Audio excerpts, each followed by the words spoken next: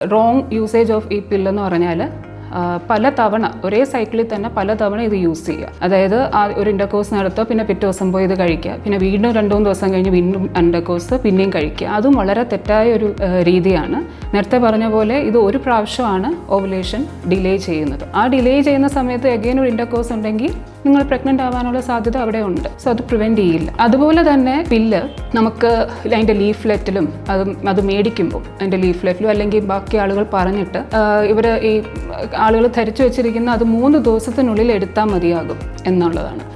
ഇത് നിങ്ങൾ മനസ്സിലാക്കേണ്ടത് ഇത് ഏറ്റവും എഫക്റ്റീവ് ഇത് as soon as the contact എന്നാണ്. അതായത് എത്രയും പെട്ടെന്ന് നിങ്ങൾക്ക് എടുക്കാൻ സാധിക്കുമോ അത്രയും നല്ലത്. അപ്പോഴാണ് ഇതിന് ഏറ്റവും കൂടുതൽ എഫക്റ്റീവ്നെസ് ഉള്ളത്. 3 ദിവസം എന്ന് പറയാൻ കാരണം ഇപ്പം എല്ലാവരും ഇപ്പം പല സാഹചര്യങ്ങളും കൊണ്ട് ഉടനെ ഒരു പില്ല് നിങ്ങൾക്ക് കടയിൽ നിന്ന് മേടിക്കാനുള്ള സാധ്യത ഇല്ലെങ്കിൽ അറ്റ്ലീസ്റ്റ് 3 ഡേയ്സിനുള്ളിലെങ്കിലും അത് എടുക്കണം എന്നുള്ള ഉദ്ദേശത്തിലാണ് ഈ 3 ഡേയ്സിൻ്റെ ഒരു പീരീഡ് പറയുന്നത്. പക്ഷെ പറ്റുമെങ്കിൽ നിങ്ങൾക്ക് എത്ര പെട്ടെന്ന് എടുക്കാൻ പറ്റുമോ അത്രയും പെട്ടെന്ന് പില്ലെടുക്കണം.